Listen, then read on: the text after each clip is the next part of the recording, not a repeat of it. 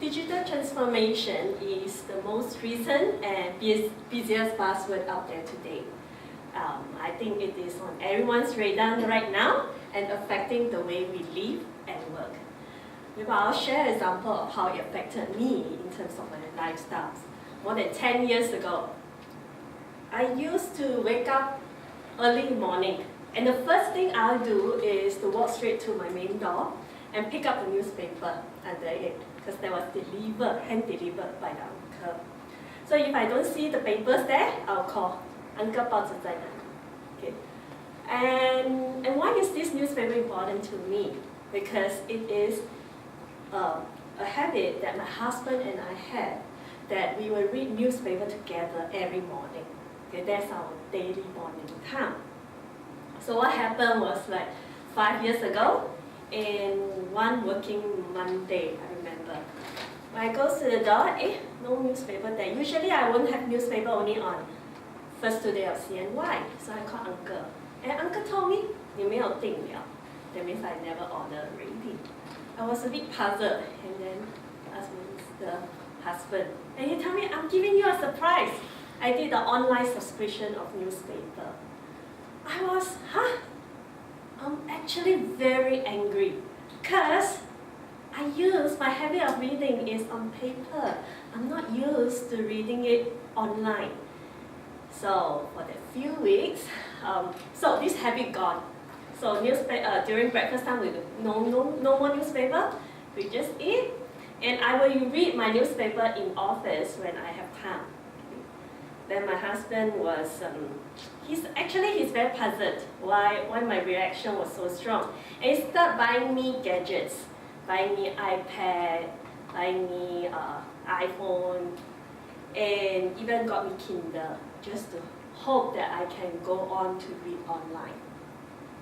And me, having all this gift, not using it is a waste. So okay, start to use it. And since then, till today, my reading has always been online, even for work. So personal and work, I don't read on papers anymore, and I actually enjoy the benefits of it. It's I can read anytime, anywhere, and I don't print out papers unless it is contract at work.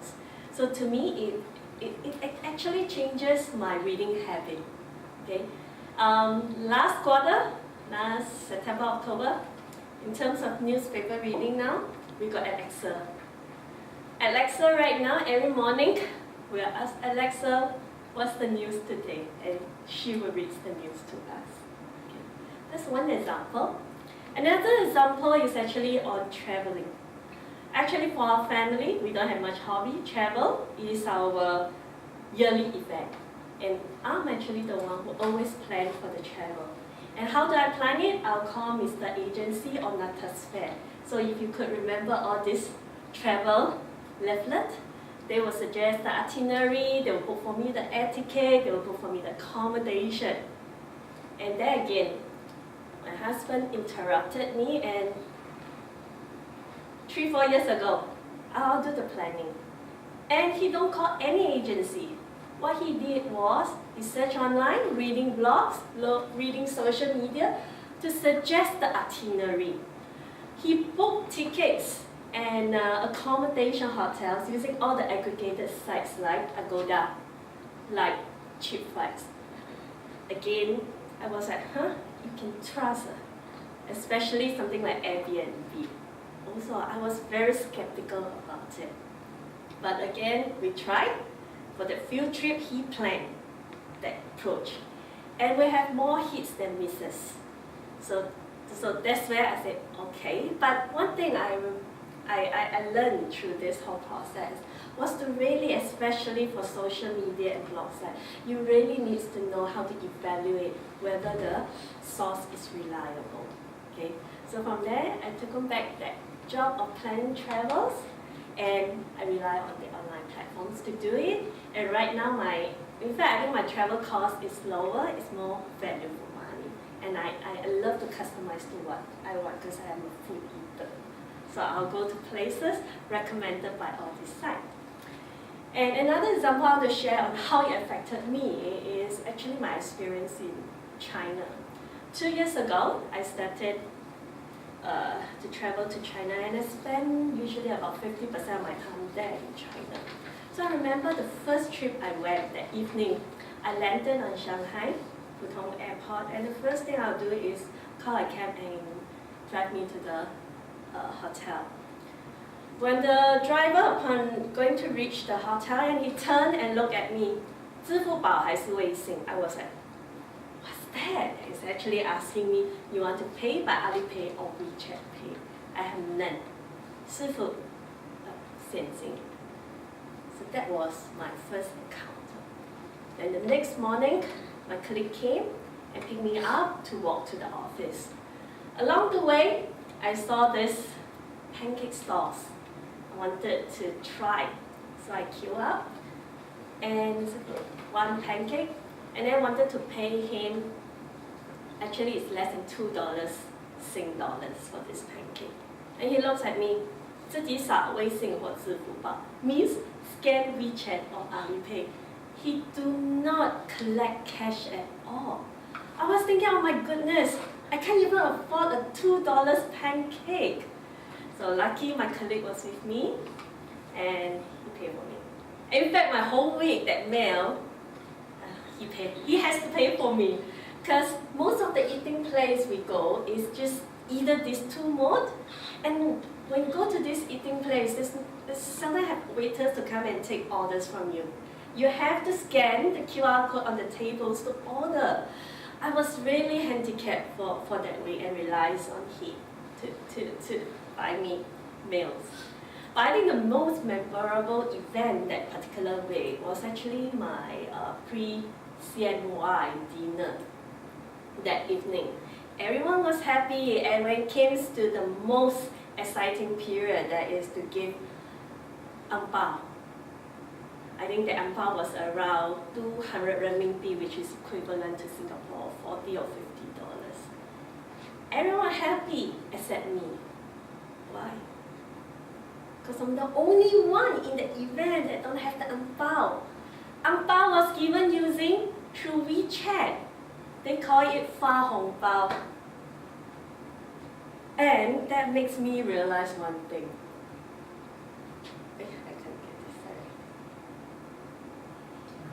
The point computer. That digital transformation is no longer an option for me. It is actually a necessity. Since then, I changed my mindset, changed my behavior, changed my attitude. Today, this is some of the things that I work through in terms of I eat, grab food, foodpanda, travel. I rely a lot on all the aggregator sites to give me the best value of money. I don't watch TV's program anymore, but to Netflix. So that is how this whole digital changes me in terms of my lifestyle. Now, how about how it affects us in terms of how we work? Maybe I should ask it differently. How will it affect, or what does digital transformation mean to your company? I'll share that using Best Buy story. In 2012, Best Buy is actually US top electronics retailer. So in 2012, they are very much threatened by the biggest online giant, Amazon. What happened was, customers would still walk into Best Buy store, and they will look and shop around for the products they want, and they will consult the salespeople, how the whole thing works, and they are happy with the service, and they will say, thank you very much, Best Buy, and they walk out of the stores, they pull out their phone, and they order it online through Amazon. Because it's cheaper. And I think this scenario is familiar with us. We have Harvey Norman, we have Cost, we walk in there, and then we'll grab it from Lazada. So similar. So Best Buy at that time, in terms of foot traffic to the stores, customers are still coming in, but they are not converting the customer. They at the time become the showroom for Amazon. So the revenue was very much affected.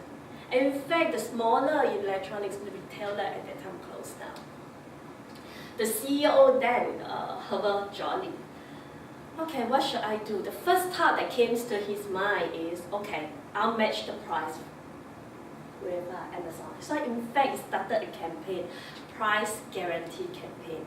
But do you think it will work? Do you think it will work? No. Why? Amazon do not have bricks and mortar store. They do not have fixed costs. Best Buys have.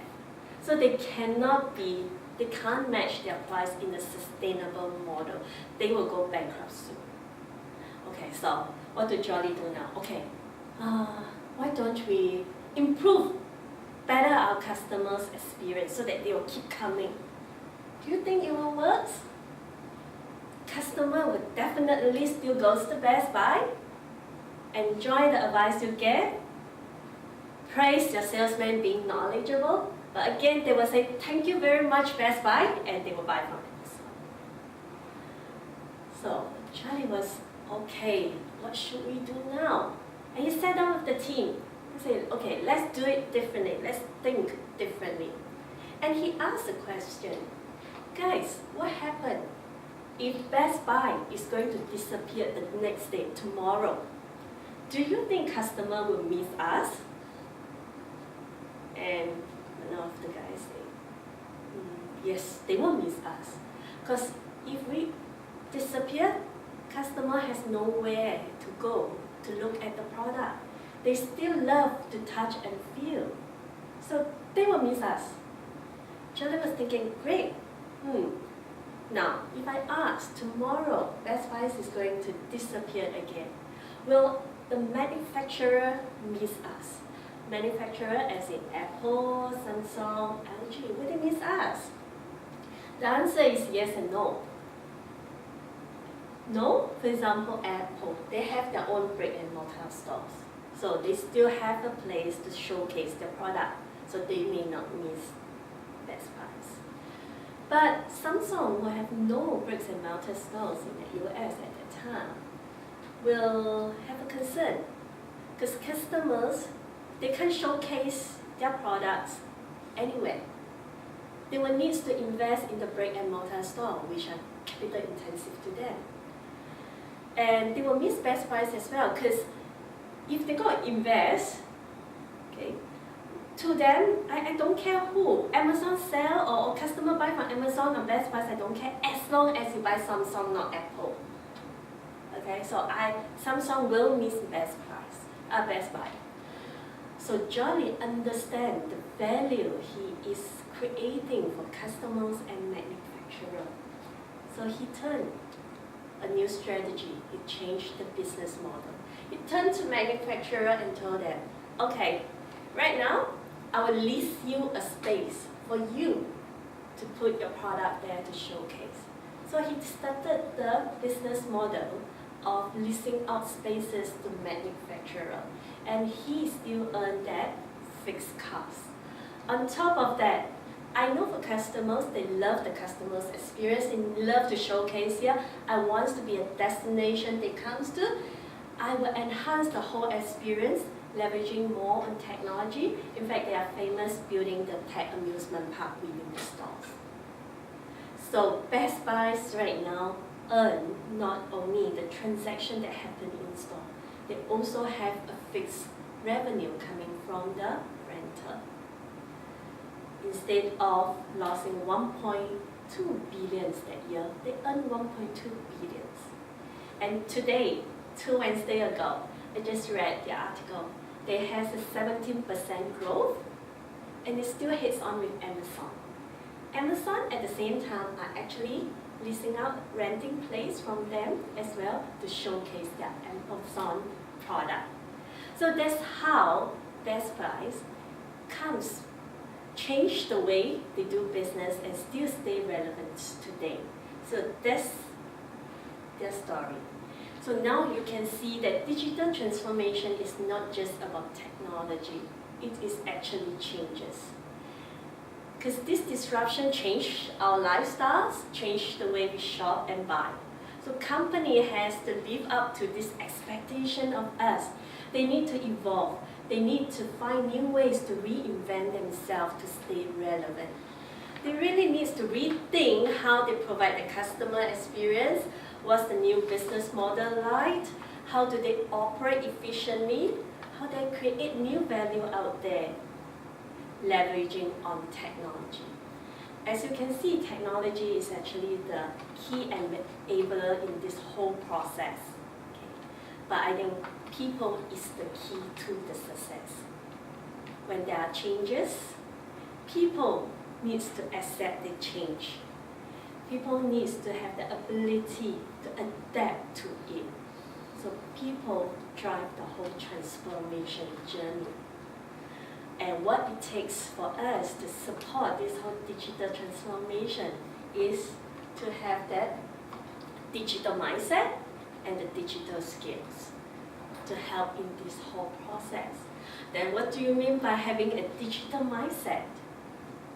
That is to incorporate technology in our role, in our work role, and see how we can extract value to support the company.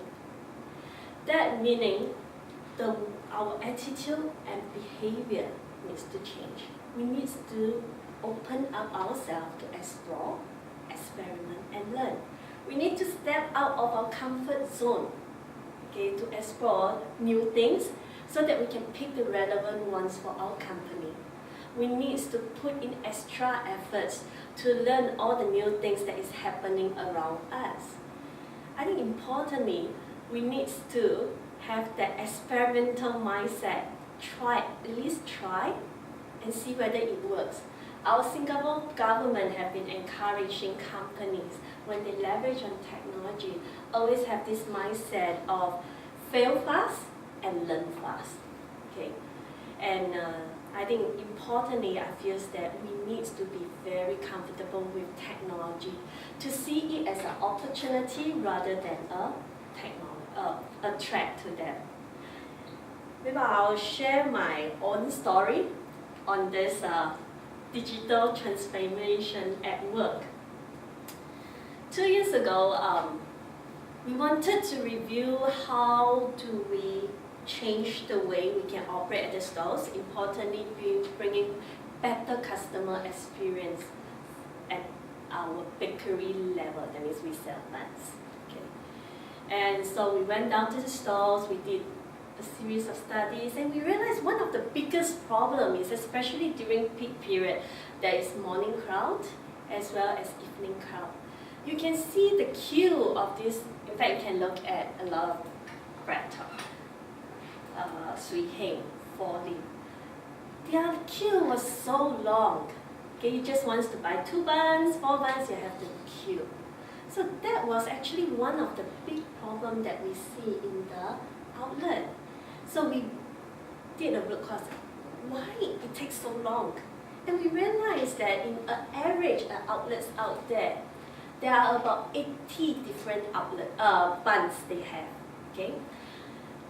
80 different buns. This means that if you are the cashier at the checkout area, you need to know, you need to recognize this is a red bean bun, this is a sesame bun. You need to recognize the bun. At the same time, you also need to remember the price, right? But they have such thing called point of sales. But the point of sales only have that 12-inch screen. This means that if you have 80 buns, you have to go through that page to find out, oh, where's the red bean bunch, and then you punch it in, there is $1.60. So this whole process actually takes a while before I haven't talked about collection of cash. So on the average service time is more than 2 to 3 minutes. That's the reason of that long queue.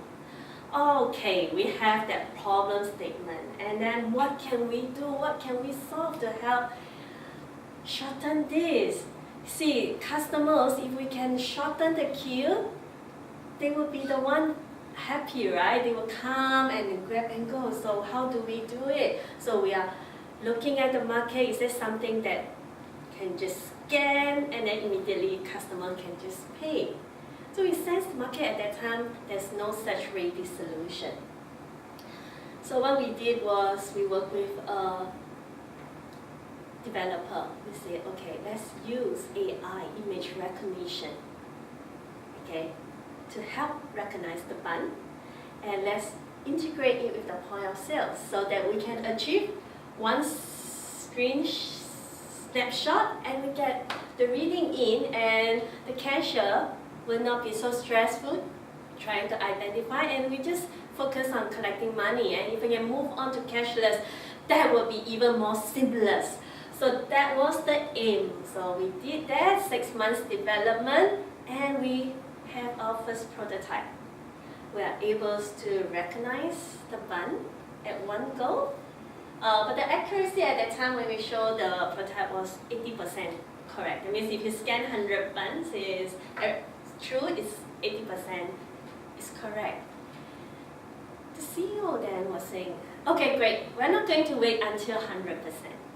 It's talking about speed to market. Let's have it pilot at the stores. Okay, so we selected 2 outlets and we set up the stores. We even helped the outlets manager to scan the 100 existing buns in the store. Because for image recognition, you need to teach the engine to scan it. So you scan, and we teach the operators how to use that scanner. So happy we started the trial. And we handhold the operators because they dare not how to press that button to let it snapshot. So if you are not there, they will just use their own way, same ways to do it. So you will have to, at that time, we all become the cashier. So hand-holding them to see, it works. So of course, the first week we didn't go smoothly. We realized that when it comes to peak, the system is a bit slow, okay? And if you realize in the tray of the buns, if you put more buns together, it will stick together side by side. And at that time, the scanner will take it as 1 bun. So you buy 6 buns, I only calculate 3 buns for you. So we stopped the trial, we went back and fixed this problem. So we took a month, we improved the accuracy to 99.5%. And we power up the engine and running it 1 scan at 0.02 seconds. So the second trial we started with an accuracy of 99.5 and 1 scan about 0.02 seconds, we get all your buns into the point of sales, and we just focus on collecting money. So technically we achieved what we wanted to do. And the CEO is happy. Okay, let's then try in the stores for 1 month. If all goes good, we're going to expand that to another 10 outlets. Awesome. So 1 month later, we went to study the results of the stores, and we are shocked. 2 main findings. The scanner was not really in use. It is hardly in use. We can only see a few scans before when store started or at night. So during the peak period, it was not used. And the accuracy dropped all the way down to 70%. So what has happened? So we asked the outlets manager, why didn't you use the scanner? And the first thing they say is, it's not accurate. It's not accurate. And which bun is not accurate? In the end, we realized, because in a bakery stores, you will have some basic buns product, and you will keep having seasonal product. You change every bi-monthly or every weekly. And we realized one thing, all these new product, new buns are not trained by the scanner. So it's a chicken and egg problem. If you don't train it, the scanner will not recognize it, and to you, it is not accurate. So again, we managed to talk to the team, guys, you need to teach this. If you have a new bun, you need to scan and train it, and you can use it. Okay, so we went through that training again and encouraged them to use again. Another month go. The result came back It's still the same. Scanner is not in use.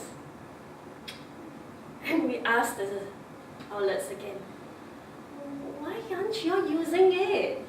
Is there some problem? Oh, you know the training is very long. One ban train. So, okay. By the way, the training of one ban is a meaning. Okay. So to them it's cumbersome. So we improvised. We came back with another training method to train 5 ban at one time within 2 minutes. And we measure that trial again. The result comes back the same again. We resolve the training issue, making that easier for the trainer to do it. But it's still not in use.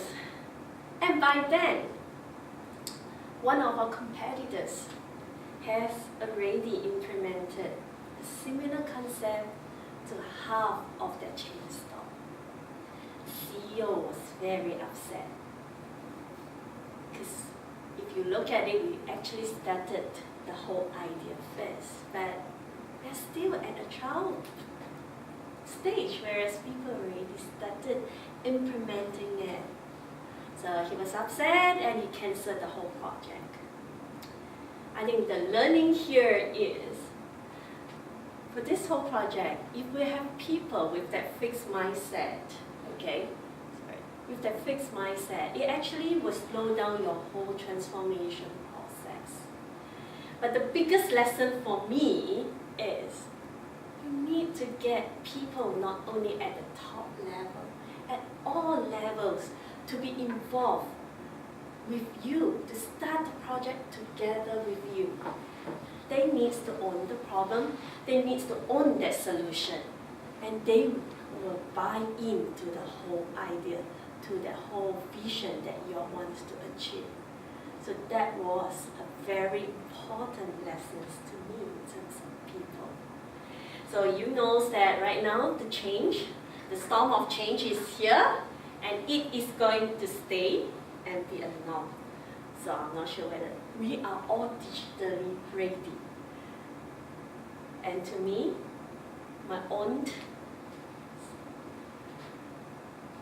I feel that the whole technical adoption, we need to have that fail fast, learn fast attitudes in terms of embracing technology, and importantly, the can-do attitude.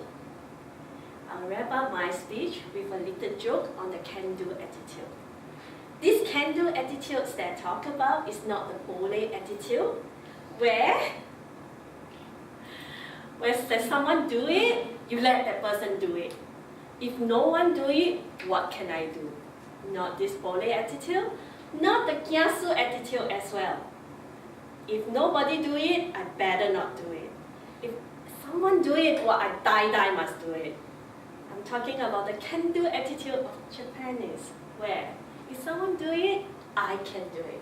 If no one do it, I must do it. So the can-do attitude. Thank you.